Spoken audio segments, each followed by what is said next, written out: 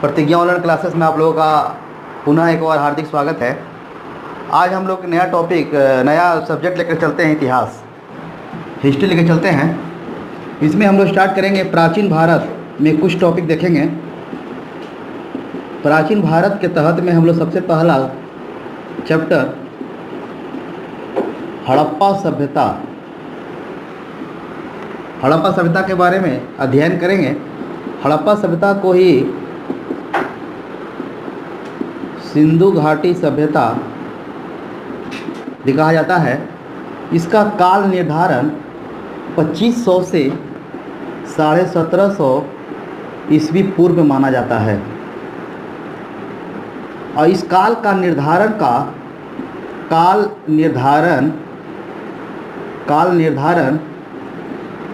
का प्रमाण या प्रमाणिकता C14 कार्बन डेटिंग के द्वारा दिया गया है। देखिए, हिस्ट्री में 4 पोर्शन में बटा हुआ है पूरा हिस्ट्री। प्राचीन भारत, मध्यकालीन भारत, आधुनिक भारत और वर्ल्ड हिस्ट्री। आज हम लोग स्टार्ट कर रहे हैं थोड़ा पहला चैप्टर हड़प्पा सभ्यता के बारे में, जिसका काल निर्धारण किया गया 2500 से 1750 ईसा पूर्व के बीच में। देखिए, यहाँ सबसे पहली बात कि यह वैसी सभ्यता है जो पहले थी, परंतु बाद में किसी कारणवश इस सभ्यता का विलोप हो गया। विलोप का कारण सिंधु घाटी में बाढ़ आने का, भूकंप आने का, प्रशासनिक विफलता का इत्यादि अनेक कारण रहे। यह पूरी तरह से समाप्त हो गई, जमीन दोज हो गई, जमीन के अंदर चली गई। ये हम लोग के बारे में, हम लोग को सब पता नहीं था कि हड़प्पा सभ्यता भी या मोहनजोदड़ो सभ्यता या सिंधु घाटी सभ्यता भी कोई एक सभ्यता थी। इसके बारे में हमको ज्ञान नहीं था, परंतु यह सभ्यता 2500 से 1750 ईसा पूर्व में आया था। अब जब तक हम लोग हड़प्पा सभ्यता के बारे में नहीं जानते थे, तब तक हम लोग अपने आप को मानते थे कि भारत के प्राचीन सभ्यता आर्य को ही माना जाता था। आर्य को ही माना जाता था, आर्य को ही माना जाता था, जो मध्य एशिया से चारागाह के लिए आए थे।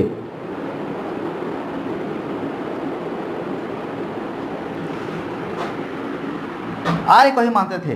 कब तक? 1921 तक, 1922 से 1921 तक हम लोग नहीं, मतलब 1921 के पूर्व हम लोग अपने प्राचीन सभ्यता या प्राचीन लोग किसको बोलते थे? आर्य को ही कहते थे। आर्य जो मध्य एशिया से चारागाह के लिए आए थे। कब आए थे? तो एक आए थे 2 काल में। एक आए थे 1500 से 1000 ईसा पूर्व और 1000 से 600 ईसा पूर्व। देखिए, यहाँ पर हड़प्पा सभ्यता का काल 2500 से 1750 ईसा पूर्व है। यहाँ आर्य आए 1500 से 1000 ईसा पूर्व। तो देखने से लगता है कि सबसे पहले तो आर्य आए होंगे। देखने से लग रहा है कि 1500 या 2500 है। तो फर्क है क्या? यहाँ पर ईस्वी नहीं है, ईसा पूर्व है। ईसा पूर्व मतलब बीसी, बीसी है। बीसी मतलब बिफोर क्राइस्ट, बीसी। एडी और बीसी में ईस्वी और, देखिए, ईस्वी और ईसा पूर्व में अंतर है। ईस्वी मतलब होता है एडी और बीसी, ईसा पूर्व मतलब है बीसी। ईस्वी मतलब एमिनो डोमिनो और बीसी मतलब बिफोर क्राइस्ट। सबसे बड़ा फर्क है ईस्वी और ईसा पूर्व में कि ईस्वी में काल बढ़ता है, 1 2 3 4 5 6 बढ़ता है, और ईसा पूर्व में काल घटता है। बहुत इंपॉर्टेंट है। ईस्वी में काल बढ़ता है, ईसा पूर्व में घटता है। तो देखिए, पहले आया 2500 1750 ईसा पूर्व आया, उसके बाद ही 1500 1000 से 1000 ईसा पूर्व आया। मतलब पहले हड़प्पा आए, उसके बाद आर्य लोग आए ईसा पूर्व के अनुसार। अगर ईस्वी में माना जाएगा, अगर ईस्वी रहता तो सबसे पहले आर्य आते, उसके बाद हड़प्पा आते, पर हमारे यहाँ ईसा पूर्व है। तो हम लोग जब हड़प्पा सभ्यता को नहीं जानते थे या सिंधु घाटी सभ्यता को नहीं जानते थे, तो हम लोग आर्य को ही अपना सबसे प्राचीन सभ्यता मानते थे कि आर्य लोग ही हमारे सबसे प्राचीन हैं, वही लोग हमारे प्राचीन हैं, ऐसा माना जाता था। परंतु कुछ ऐसा घटना घटा, कुछ ऐसा कार्य हुए, हमारा जो परसेप्शन जो कि चेंज हो गया हड़प्पा सभ्यता के जानने के पश्चात। तो क्या ऐसा कारण हुआ, क्या ऐसा कारण हुआ कि हड़प्पा सभ्यता के बारे में हम लोग हम जानने का मौका मिला? तो देखिए, सबसे पहली बात कि हड़प्पा सभ्यता और मोहनजोदड़ो सभ्यता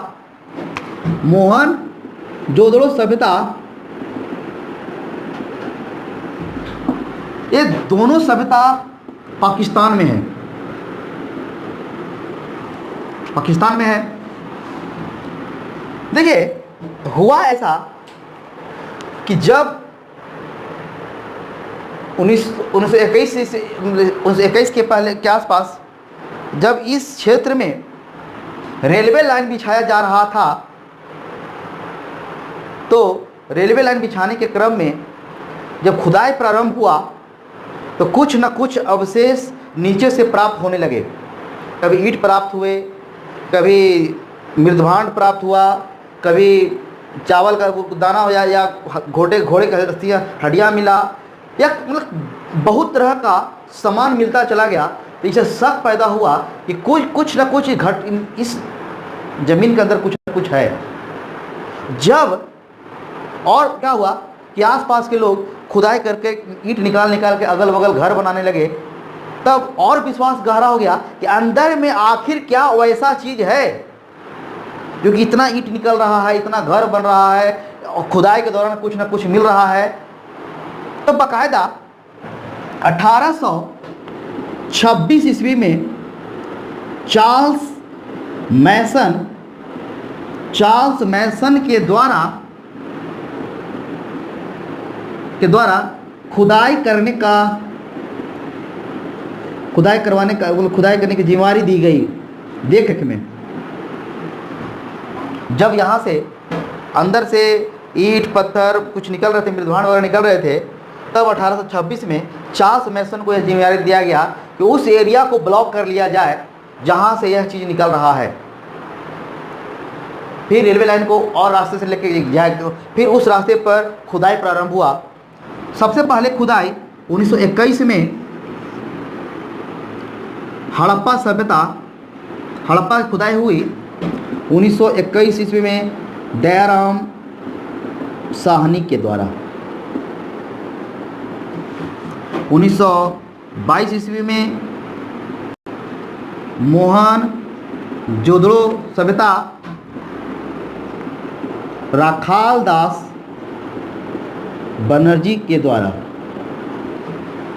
सबसे पहले हमको 1921 ईस्वी में हड़प्पा का खुदाई हुआ दयाराम साहनी के द्वारा। 1922 ईस्वी में मोहनजोदड़ो का खुदाई हुआ राखाल दास बनर्जी के द्वारा, और इसकी जिम्मेदारी दिया गया 1826 में चार्ल्स मैसन के द्वारा। चार्ल्स मैसन को जिम्मेदारी दिया गया। अभी तक हमने पढ़ा कि इतिहास के अंतर्गत हम लोग हिस्ट्री, जिसको हेरोडोटस के जन्मदाता माना जाता है, उनको इतिहास के अंतर्गत में हम लोग प्राचीन भारत के अंतर्गत हम लोग हड़प्पा सभ्यता के बारे में अध्ययन कर रहे हैं, जिसका काल 2500 से 1700 ईसा पूर्व रहा है। हम लोग को यह पता नहीं था क्योंकि यह सिंधु घाटी में बाढ़ आने के कारण, भूकंप आने के कारण, प्रशासनिक विफलता के कारण वो पूरी की पूरी सभ्यता ही ज़मीन के अंदर चली गई।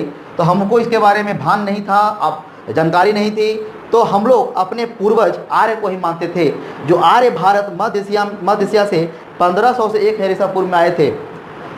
जब कार्बन 14 के द्वारा प्रयोग किया गया तो पारमाणिकता काल दिया गया 2500 से 1750 ईसा पूर्व। तो जब ईसा पूर्व में काल घटता है, इस कारण से हड़प्पा सभ्यता पहला सभ्यता है भारत का प्रथम सभ्यता, प्रथम नागरिक सभ्यता हड़प्पा है। उसके बाद आर्य लोग आए 1500 में। आपको बताएं कि अब तो भाई जब ज़मीन के अंदर चला गया है तो भाई ज़मीन के अंदर चला गया तो कुछ ना कुछ ऐसा होना घटना घटा होगा जिसके कारण हमको खुदाई करने की नौबत आई है। तो उस खुदाई करने का कारण उस एरिया में रेलवे लाइन को बिछाया जाना रहा, रेलवे लाइन बिछाया जाना रहा और अगल बगल के लोग वहाँ से ईंट निकाल निकाल करके अब घर बनाने लगे।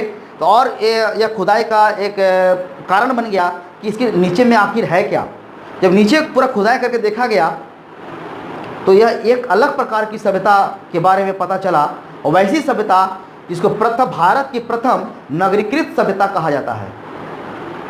विश्व में तो बहुत है, मिस्र है, मेसोपोटामिया है, ये सब है, उन्हीं के लगभग उन्हीं के समान भारत में हड़प्पा सभ्यता और मोहनजोदड़ो सभ्यता के बारे में पता चला। और चूँकि हड़प्पा और मोहनजोदड़ो सिंधु नदी के किनारे अवस्थित है, सिंधु नदी के किनारे अवस्थित है, इसीलिए इस सभ्यता को सिंधु घाटी सभ्यता कहा गया। चूँकि 1921 ईस्वी में हड़प्पा का खुदाई दयाराम साहनी के द्वारा करवाया गया, 1922 ईस्वी में मोहनजोदड़ो की खुदाई राखाल दास बनर्जी के द्वारा किया गया। और चूँकि यह क्षेत्र सिंध प्रांत में सिंधु नदी के किनारे अवस्थित है, इसलिए इस पूरी सभ्यता को सिंधु घाटी सभ्यता कहा गया। तो प्रारंभिक दौर में सिंधु घाटी सभ्यता का नाम चार्ल्स मैसन के द्वारा दिया गया था। यहाँ लिख सकते हैं कि प्रारंभिक समय में सिंधु घाटी सभ्यता का नाम चार्ल्स मैसन के द्वारा दिया गया था। अब हड़प्पा सभ्यता नाम कैसे पड़ा पूरा? सिंधु घाटी सभ्यता पड़ा। अब सिंधु नदी घाटी और जब और खुदाई होने लगे तो लोथल, बनवाली, कालीबंगा, रोपड़,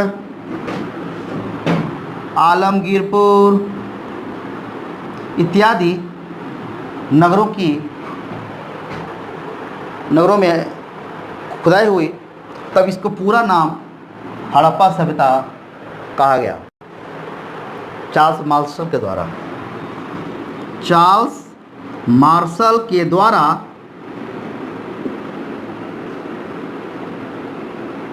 हड़प्पा सभ्यता नाम दिया गया पूरा का। अभी तो हड़प्पा मोहनजोदड़ो था, सिंधु घाटी, इसलिए सिंधु घाटी सभ्यता कहते हैं। परंतु जब और चीज़ मिलने लगा वहाँ से लोथल, बनवाली, कालीबंगा, रोपड़, आलमगीरपुर वगैरह, इसको पूरा नाम दे दिया गया हड़प्पा सभ्यता। अब देखते हैं कहाँ से कहाँ इसकी चौहदी फैली हुई थी। इसकी पूरब, पश्चिम, उत्तर, दक्षिण। पूरब में यूपी के आलमगीरपुर यूपी में फैला हुआ था। पश्चिम में सूत गोंदकर बलूचिस्तान। उत्तर में मांडा जिला अखनूर। दक्षिण में दायमाबाद महाराष्ट्र। यहाँ तक इसकी सभ्यता का क्षेत्र है। देखिए पूरब से पश्चिम की दूरी 1600 किलोमीटर है। उत्तर से दक्षिण की दूरी 1100 किलोमीटर है। उत्तर से दक्षिण की दूरी 1100 किलोमीटर और पूरब से पश्चिम की दूरी 1600 किलोमीटर। इस सभ्यता की आकृति त्रिभुजाकार है। कैसी आकृति है? बहुत क्वेश्चन आता है कि हड़प्पा सभ्यता की आकृति किस प्रकार की है, तो त्रिभुजाकार है। टोटल क्षेत्रफल सिंधु घाटी सभ्यता का 12,99,600 स्क्वायर किलोमीटर के दायरे में फैला हुआ है। के दायरे में फैला हुआ है। आकृति कैसी इसकी है? त्रिभुजाकार है। क्षेत्रफल क्या है? तो 12,99,600 स्क्वायर किलोमीटर है। पूरब से पश्चिम की दूरी है 1600 किलोमीटर। उत्तर से दक्षिण की दूरी है 1100 किलोमीटर। कहाँ से कहाँ फैला हुआ है? तो पूरब में आलमगीरपुर से बलूचिस्तान के सुतगोंदकर तक और उत्तर के मांडा से दक्षिण के दायमाबाद तक फैला हुआ है। एक दूसरे को समकोण पर काटता है। एक दूसरे को सारे दूसरे को क्या चीज़ पर काटता है? समकोण पर काटता है। अब हम लोग देखेंगे कि अगर प्रथम देखिए नगरीकृत सभ्यता कहने का अर्थ है कि वहाँ का भवन, सड़क, नाली, पानी, बिजली, ये सब प्रकाश की व्यवस्था वगैरह उत्तम होगी। यह सारी व्यवस्था जहाँ पर होती है उसी को नगर कहा जाता है। ऐसे तो मुख्यतः 6 नगर, परंतु उसमें 6 में भी आपका 2 बहुत इंपॉर्टेंट, हड़प्पा और मोहनजोदड़ो, यहाँ से आपको अन्नागार, स्नानागार वगैरह प्राप्त हुए। लोथल से आपको क्या बोलते हैं, लोथल से बंदरगाह, जहाँ से व्यापार वगैरह किया जाता था। इसके बारे में अब हम लोग जिक्र करेंगे कि अगर भारत के प्रथम नगरीकृत सभ्यता अगर सिंधु घाटी सभ्यता थी तो वह किस प्रकार थी, वहाँ क्या क्या चीज़ थे, भवन कैसा था, भवन का उसका कैसा उसका मेजरमेंट था, कैसा उसका मेजरमेंट, उसका आकृति, उसका कलर वगैरह सब कैसा था, वहाँ का नाली का चौड़ाई गहराई कितनी थी, प्रकाश की क्या व्यवस्था थी, पानी की क्या व्यवस्था थी। इसके बाद हम लोग इसके बारे में और चर्चा करेंगे कि इसमें सामाजिक जीवन कैसा था वहाँ के लोगों का, वहाँ के लोग कैसे रहते थे, क्या खाते थे, कैसे रहते थे, क्या फसल उगाते थे, उन लोगों का धार्मिक जीवन कैसा था, उन लोगों का उद्योग जगत कैसा था। इसी के बारे में पूरी तरह से हम लोग डिस्कस करेंगे। तो आप लोग पूरी तरह से जुड़े रहिए, जैसे कि इसमें हम पूरी तरह से लेकर चलेंगे इसमें कि क्या क्या चीज़ में जैसे जैसे बढ़ेगा वैसे वैसे आपको लेकर चलेंगे हम। तो अभी तक हमने यह पढ़ा कि हड़प्पा सभ्यता, सिंधु घाटी सभ्यता, मोहनजोदड़ो सभ्यता को कार्बन C14 के द्वारा, उसका कार्बन डेटिंग के द्वारा 2500 से 1750 ईसा पूर्व निर्धारण किया गया। यह सभ्यता किसी कारणवश बाढ़, भूकंप के कारण यह सभ्यता समाप्त हो चुकी थी, जमीन के अंदर चली गई थी। तो हम अपने आप को सबसे प्राचीन मानते थे आर्य को। आर्य जो कि मध्य एशिया से चारागाह के लिए आए थे 1500 से 1000 ईसा पूर्व में। तो जब हमको हड़प्पा सभ्यता के बारे में चला पता, तो हमको ज्ञात हुआ कि आर्य से भी पहले हड़प्पा काल था, हड़प्पा सभ्यता था, सिंधु घाटी सभ्यता था। और कुछ ऐसी घटने के कारण ही पता चला हमको, रेलवे लाइन बिछाने के कारण और लोग को अगल बगल घर बनाने के कारण।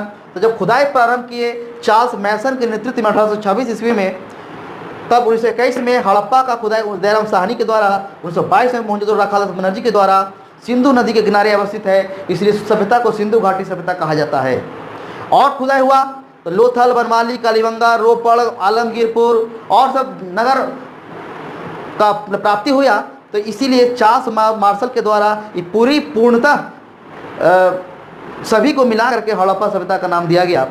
अब यहाँ हम लोग पढ़ेंगे इसके पूरब में क्या है, पश्चिम में क्या है, उत्तर में क्या है, दक्षिण में क्या है, कहाँ कहाँ तक फैला हुआ था। तो पूरब में आलमगीरपुर तक, पश्चिम में सुतगोंदकर, उत्तर में मांडा और दक्षिण में दायमाबाद। उत्तर से दक्षिण की दूरी 1100, पूरब से पश्चिम की दूरी 1600 किलोमीटर। और इस सभ्यता की आकृति त्रिभुजाकार है।